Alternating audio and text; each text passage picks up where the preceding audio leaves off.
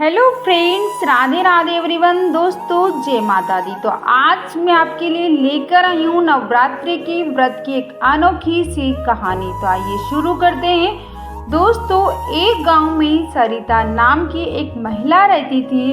वह माता रानी की बहुत ही बड़ी भक्त थी। उसके एक बेटी भी थी, उसका नाम मधु था। वह माँ बेटी बहुत ही गरीब थे, बड़ी मुश्किल से अपना जीवन बिता रहे थे। सरिता सड़क पर झाड़ू लगाने का काम करती थी, जिससे उसे 2 वक्त का भोजन मिल जाता था। सरिता पूरे नवरात्रि रखती और उद्यापन अपनी सामर्थ्य के हिसाब से कर देती थी। इस बार जब नवरात्रि आई तब मधु ने अपनी माँ से कहा कि माँ, मैं भी तुम्हारे साथ इस बार नवरात्रों का व्रत रखूंगी। ये सुनकर सरिता ने कहा, मधु, तुम अभी बहुत छोटी हो, तुम व्रत कैसे रख पाओगी? तो मधु बोली, जिस तरह तुम व्रत रखती हो माँ, मैं भी उसी तरह से व्रत रख लूंगी। फिर दोनों माँ बेटी माता के व्रत पूरी विधि विधान से रख रही थी। एक दिन वो दोनों पूजा की थाली लेकर जब मंदिर पहुंची तब मंदिर के पुजारी ने अंदर घुसने से मना कर दिया। तभी मधु ने चुपके से माता के चरणों में एक फूल चढ़ा दिया। फिर दोनों वहां से चली गई। अगले दिन पुजारी ने जब मंदिर के कपाट खोले तो उसने देखा कि माता रानी के ऊपर चढ़ाए गए सभी फूल सूख चुके थे, पर एक ही फूल पूरी तरह से ताजा था।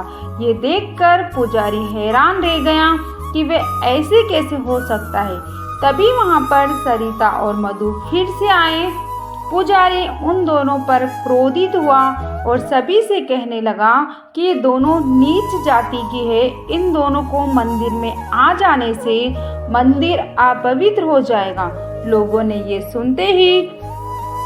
ने सरिता को बहुत मारा। सरिता बेहोश हो गई। फिर मधु बहुत तेज रोने लगी। तभी बहुत तेज आंधी के साथ एक आकाशवाणी हुई कि सरिता और मधु मेरे भक्त हैं। वह फूल भी इनके ही चढ़ाया हुआ है जो अभी तक ताजा है। इन दोनों ने सच्चे मन से मेरी भक्ति की है।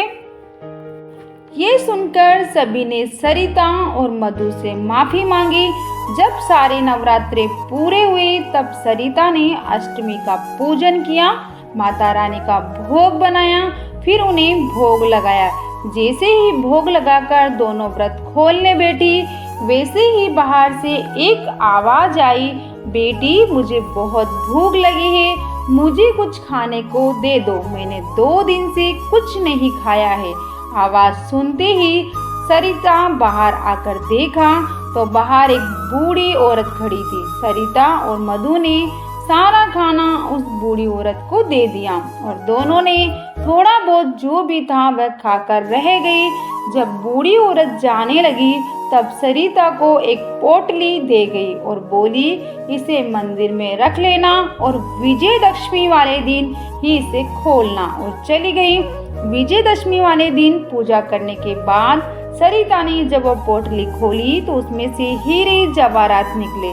तो सरिता समझ गई कि वह बूढ़ी औरत और कोई नहीं थी, स्वयं माता रानी थी। उन दोनों ने माता रानी के आगे सिर झुकाया और दोनों माँ बेटी ने उस दिन से खुशी खुशी अपना जीवन बिताने लगी। उन दोनों के पास अब किसी भी प्रकार की कोई कमी नहीं थी। तो इस कहानी में जिस तरह माँ दुर्गा ने सरिता और मधु का भला किया है, उसी तरह से सबकी मनोकामनाएं माता रानी पूर्ण करें। जो सच्ची श्रद्धा से माता रानी की व्रत व पूजा करता है, माँ सदा उनके साथ रहती है। तो दोस्तों, ये थी नवरात्रि की एक बहुत ही प्यारी सी अनोखी कहानी। आपको कैसी लगी कमेंट बॉक्स में जय माता दी जरूर से लिखें।